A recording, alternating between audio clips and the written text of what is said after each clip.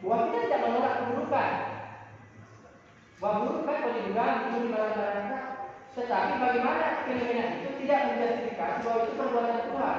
Itu menjustifikasi bahwa itu merupakan sifat keburukan Tuhan. Tidak. Jadi yang ingin kita pahami terlebih dahulu, saya mau kasih sudut pandang dulu untuk meneruskan persoalan ini. Yang pertama adalah pertanyaan mengenai apakah memang keburukan dan kebaikan itu sesuatu yang ada atau tidak? Ada atau tidak? Ada atau tidak? Baik yang buruk itu ada atau tidak? Ada. Kalau pandangan awam seperti kita, mungkin memahaminya memang ada baik dan buruk itu. Sangat jelas perbedaannya kan? Tetapi kita perlu pemahaman yang lain untuk meluruskan bahwa boleh jadi pemahaman awam kita ini tidak benar. Atau kira-kira begitu saja. Pandangan manusia melihat ada baik dan buruk. Tapi pandangan Tuhan semuanya baik. Tetapi bagaimana cara menjelaskannya supaya pandangan kita seperti pandangan Tuhan, semuanya semuanya baik. Supaya apa takdir baik dan buruk ini bisa kita pahami. Pemahaman tentang takdir baik dan buruk itu pandangan manusia. Bahwa manusia lah yang mengalami takdir itu. Apa yang dialami manusia terhadap takdirnya? Baik dan buruk. Tapi Tuhan melihatnya tidak, yang diciptakan semuanya baik. Ini. Jadi ada teori di dalam menjelaskan ini di dalam filsafat Islam. Islam ya. Ada teori di dalam filsafat Islam bisa dicatat. Namanya teori kemendasaran wujud.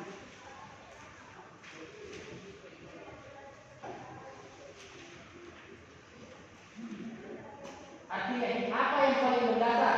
Kira-kira bahasa ini. Ini teori kemendasaran wujud. Dan ada teori kebertingkatan wujud. Kebertingkatan keberadaan wujud ini dalam bahasa Indonesia artinya keberadaan. Apa yang mendasar dalam realitas ini? Itu bisa dijelaskan. Apakah yang mendasar cinta atau benci, baik atau buruk? Nah, kita perlu menggunakan teori ini. Bisa kita gunakan teori itu menjelaskan dan menyelesaikan masalah ini. Nah, yang pertama kita menjelaskan teori mendasar bahwa dalam teori ini menjelaskan bahwa yang mendasar pada wujud atau realitas ini, kalau pembahasan tentang baik dan buruk, bahwa yang mendasar itu cuma satu, yaitu kebaikan. Tidak mungkin keburukan. Yang mendasar itu adalah kebaikan, karena sesuatunya itu baik pada dirinya. Sesuatu itu baik pada dirinya. Nanti buruk itu muncul jika ada perbandingan. Contoh, katakan ada orang yang terlahir tidak lengkap, kakinya satu, kakinya tidak ada.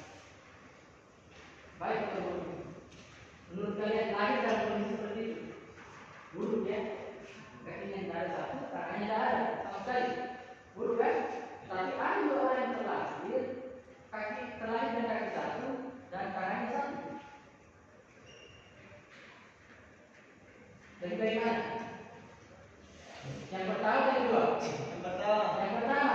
Tadi padahal tadi awalnya buruk. Itu baik. Tapi kebalikannya dengan yang lain, maka buruk. Oke? Ya, kita ambil contoh lagi. Bisa ular. Ular itu sudah bisa kan? Bisa. Banyak bisa kan? Ular banyak bisa kan? Bisa. Pilot. Bukan bisa. Ular itu kan tidak bisa, ya kan? Apakah bisa melakukan ular itu baik untuk ular atau tidak? Baik untuk ular. Untuk kain jadi tidak. Ya? Sapi punya gigi geraham kan? Coba dicoba dari tadi. Baik tidak untuk sapi? Dengan mata makan tutup pakai tali. Nah begitu juga harimau. Kalau harimau tidak pakai tali, tapi ompong, baik atau tidak? Nanti dulu kalau kain makan kan begitu. Jadi talinya ular atau harimau sebelum kita buruk itu baik untuk dirinya, jangan bukan dengan yang lainnya. Itu baik untuk dirinya. Oke? Gunung meletus itu baik atau buruk? Baik.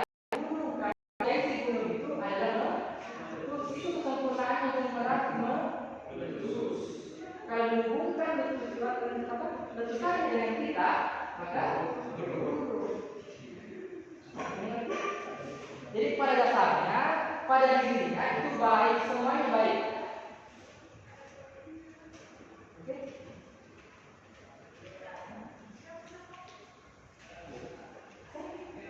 Baik dari kasih selingkuh. Baik daripada tidak ada sama. Oke. Lebih baik mana kasih 2.000 selingkuh? Jadi buruk dari baik, tapi awalnya baik. Jadi yang ada itu ya baik, yang tidak ada tidak buruk. Nah, kan misalnya kita kan istilah sayur tanpa garam. Enak atau tidak sayur tanpa garam? Atau buruk ya? Sayur tanpa garam. Sayur tidak ada garam. Kenapa dia katakan enak? Karena tidak adanya garam. Kenapa sayur buruk atau tidak enak? Karena tidak adanya garam. Berarti keburukan itu dari kesalahan. Coba sayur itu dikasih garam. Enak atau tidak enak? Enak kan? Bisa. Apa lagi contoh yang lebih memudahkan? Misalnya panas ya. Kenapa panas? Tidak adanya dingin. Jadi keburukan ini muncul dari ketiadaan dingin. Tidak ada yang dingin. Coba perhatikan yang dingin. Gas, dan seterusnya. Jadi keburukan itu dari ketiadaan. Apa yang menurut kalian buruk? Coba kami contoh satu. Tidak ada yang pacar. Karena tidak ada yang pacar, maka buruk. Coba perhatikan. Baik ya? Oke? Tapi semuanya ada semua. Dan ada yang baik. Nanti muncul tingkatan. Ada baik sekali, buruk sekali. Karena ada perbandingan. Oke? Baik semuanya. Ya, kenapa ada kemiskinan? Baik. Nanti dijelaskan dalam kita. Nanti bilang dia miskin kebaik. Itu pandangan ketuhanan itu melihat adalah bahwa semuanya baik. Tapi manusia pandangannya beda. Bahwa kemiskinan itu menyusahkan dirinya. Oke? Tapi dalam penjelasan ini tidak ada yang keburukan toh. Kalau kita pakai teori kemendasaran wujud. Ada pertanyaan? Kita sudah mengerti? Coba berdepan. Ada? Mengerti? Jadi semuanya baik ya? Baik. Tidak ada yang buruk.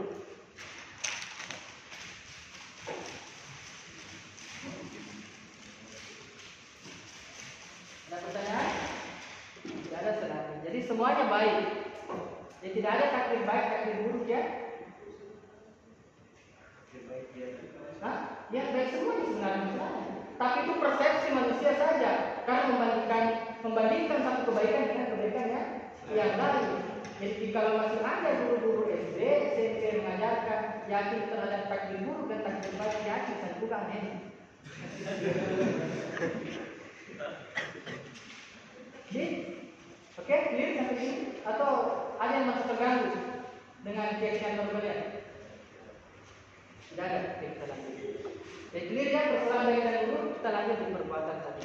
Nah, hitungan perbuatan menandakan atas kekuasaan Tuhan terhadap ciptaan. Jikalau begitu, jikalau Tuhan berkuasa atas ciptaannya, berarti manusia tidak memiliki kemerdekaan. Jikalau kita mengatakan bahwa Tuhan tidak berkuasa atas masa depan manusia, maka Tuhan itu terbatas kekuasaannya, hanya sekedar menciptakan saja. Persoalan manusia menjadi apa, menjadi A, B, dan C, urusannya manusia. Berarti Tuhan itu kekuasaan Tuhan terbatas, hanya menciptakan saja. Dia menguasai alam hari ini dan masa depan. Ya kan? Itu mungkin yang kalian pahami selama ini atau bagaimana? Atau salah? Ini ada 12 selesai.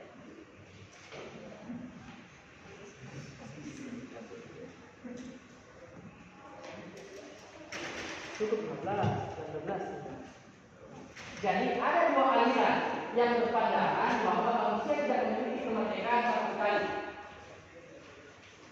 Karena kita kekuasaan dan melingkupi masa lalu, masa depan dan hari ini.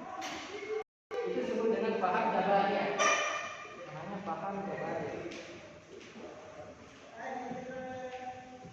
Paham yang memahami bahwa manusia itu tidak memiliki merdeka. Ada yang tidak akan bahkan daun di tengah malam pun akan surah Al-Asr ayat kedua itu dari ayat semua. Dia punya dasar Al-Quran, dasar ayat bahwa manusia tidak memiliki kemerdekaan. Bisa cek di Al-Asr ayat 2. Tetapi ada aliran lain, paham yang lain yang menolak pandangan ini, keyakinan ini bahwa manusia itu merdeka. Di surah Al-Alaq tadi. Jadi banyak yang kami sambil ayat berbeda saja yang mereka gunakan. Nah, paham Qadariyah namanya, yang meyakini manusia itu memiliki kemerdekaan.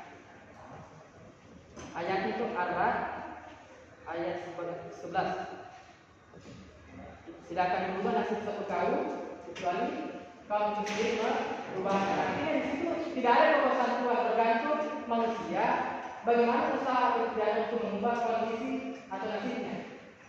Surah Al-Alaq. Jadi ini dua pandangan atau aliran di dalam Islam yang coba menjawab persoalan ini terkait kemerdekaan manusia. Ikhtiar manusia itu apakah betul ada atau tidak? Nah, kalau ada yang mengatakan tidak, itu masuk paham Qadariyah, boleh jadi sebenarnya. Tapi kalau ada yang meyakini manusia memiliki kebebasan menentukan masa depannya, nah itu paham Qadariyah.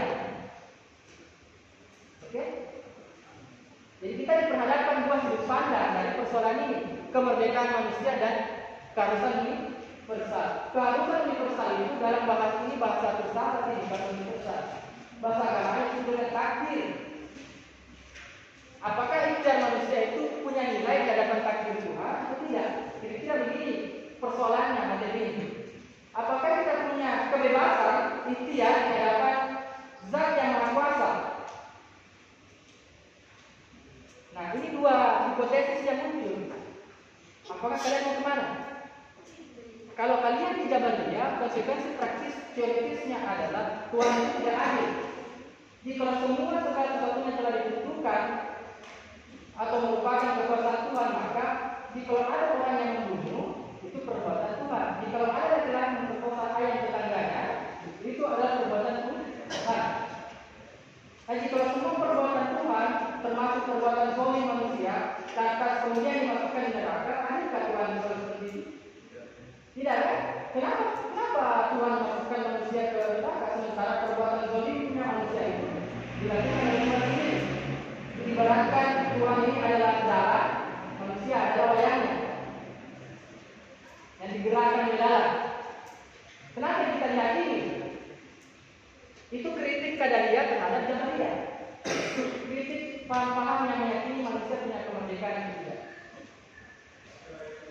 Sehingga dia meyakini bahwa manusia punya kemerdekaan menentukan masa depannya. Karena kalau kita yakini paham ikuti paham Jabariyah, Tuhan tidak adil. Bukankah Tuhan Maha Adil?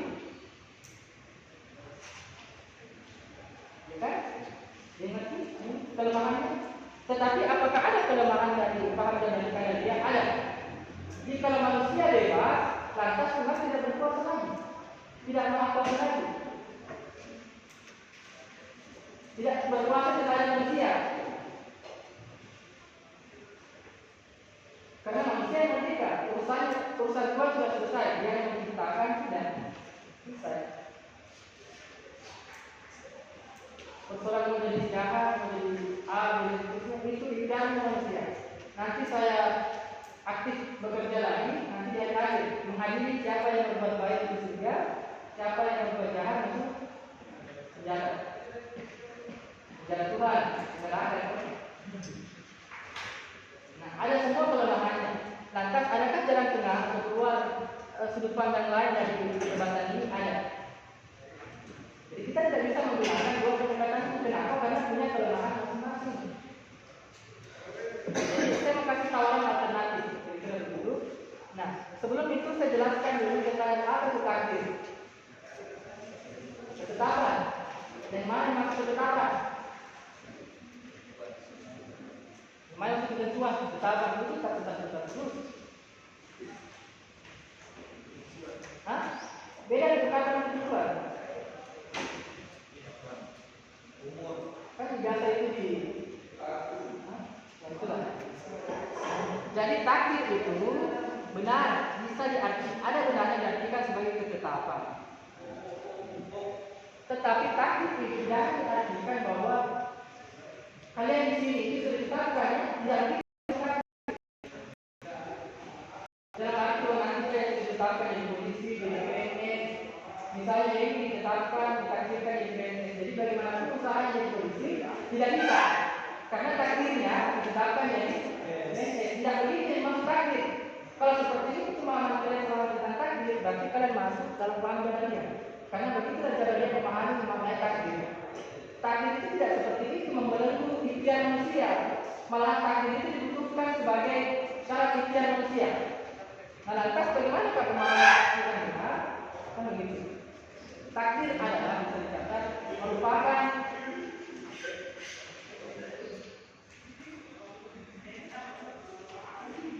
ketetapan dan hukum Tuhan terhadap ciptaannya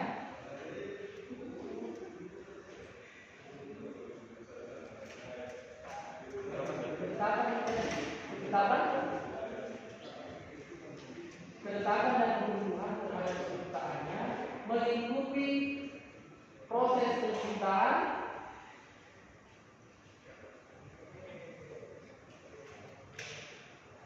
apa yang sedang terjadi,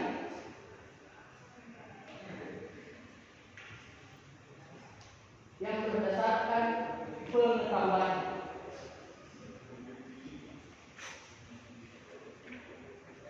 Jadi tadi ada ketetapan dan hukum Tuhan yang melingkupi segala ciptaannya, melingkupi proses penciptaan dan yang sedang terjadi berdasarkan pengetahuan. Ketetapan dan hukum Tuhan terhadap ciptaannya sudah. Takdir adalah ketetapan dan hukum Tuhan terhadap ciptaannya mengikuti proses penciptaan, apalagi dan apa yang terjadi berdasarkan pengetahuan. Jadi ada dua kata kunci di sini, ketetapan dan hukum. Nah, orang biasanya terjebak pada ketetapan, tidak melihat hukum. Jadi pertanyaannya, apa yang ditetapkan Tuhan terhadap ciptaannya berupa hukumnya? Hukum. Apa hukumnya api? Ya, itu takdirnya.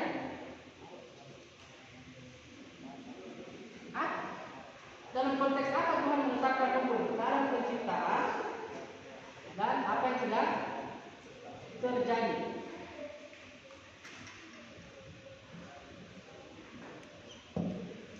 Oke?